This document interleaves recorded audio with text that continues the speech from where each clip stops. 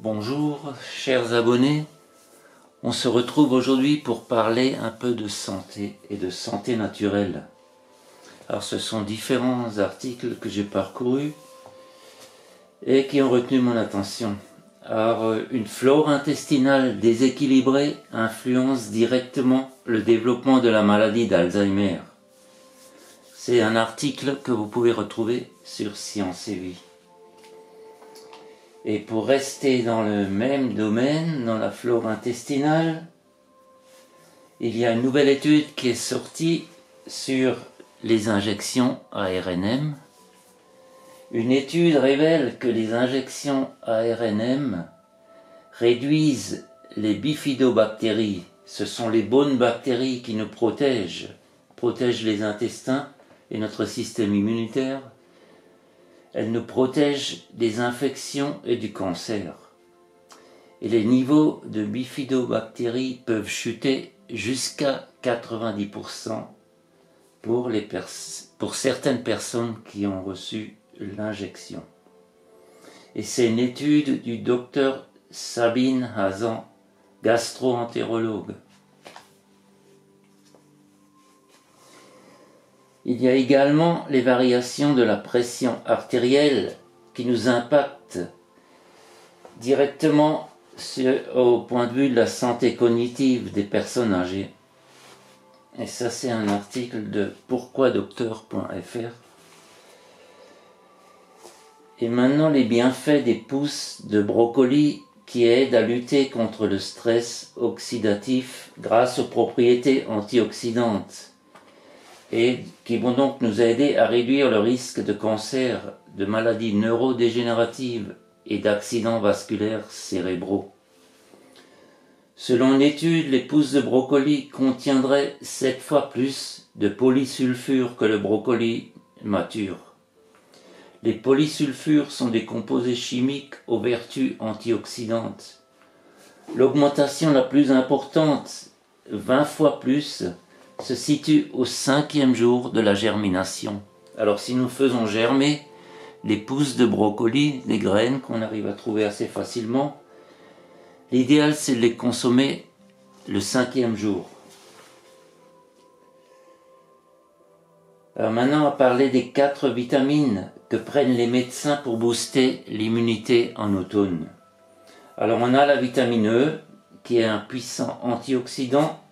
On trouve de la vitamine E dans les oléagineux, les légumes feuilles foncées comme les épinards et le brocoli, des fruits comme le kiwi, les tomates, la mangue et de l'huile de germe de blé. Ensuite on a la vitamine C qu'on trouve dans les agrumes, les kiwis, les légumes crucifères comme le brocoli cru et les choux de Bruxelles ainsi que les tomates et les pommes de terre blanches. Le cardiologue Michael Miller recommande une prise de 2 grammes de vitamine C par jour en cas de rhume. La vitamine réduit la durée des symptômes. Il y a également la vitamine D qui réduit le risque d'infection respiratoire aiguë et raccourcit la durée du rhume. Votre médecin vous prescrira la dose nécessaire sous forme d'ampoules ou de gouttes en fonction de l'âge. Et il y a également les acides gras oméga 3 que notre organisme ne fabrique pas. En moyenne, nous avons besoin de 2 grammes par jour d'oméga 3 pour optimiser notre système immunitaire. On en trouve dans les poissons gras, les graines de lin, de chanvre, de la noix, l'huile de colza, de lin, de noix, de soja, les épinards et la mâche. Et maintenant, nous allons parler de la vitamine K. Les aliments riches en vitamine K pour prendre soin des poumons. La vitamine K joue un rôle important dans le renouvellement cellulaire et la coagulation sanguine. Une récente étude démontre que la vitamine K est utile pour lutter contre les maladies pulmonaires. Une carence en vitamine K peut également provoquer une fragilité osseuse, risque de fracture plus importante en cas de chute.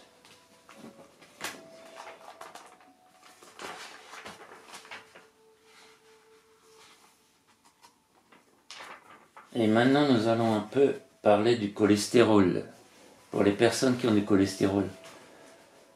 Pour abaisser le cholestérol, la vitamine E est efficace à 45%. Le bêta-carotène est efficace à 90% et la vitamine C à 95%.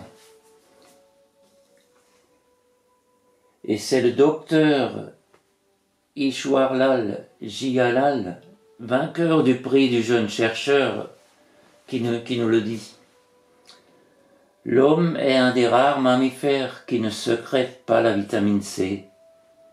Linus Pauling, prix Nobel, suggère d'en prendre 4 à 10 grammes par jour.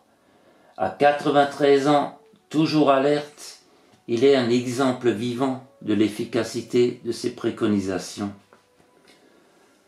Pour le professeur Bernard Forret, on peut manger toutes les viandes maigres à raison de 150 grammes par jour, du poisson à volonté, du beurre cru, au maximum 2 petites plaquettes comme on en trouve dans les hôtels, les huiles, olives, maïs, pépins de raisin, tournesol sont recommandés, l'équivalent de 2 cuillères à soupe par jour.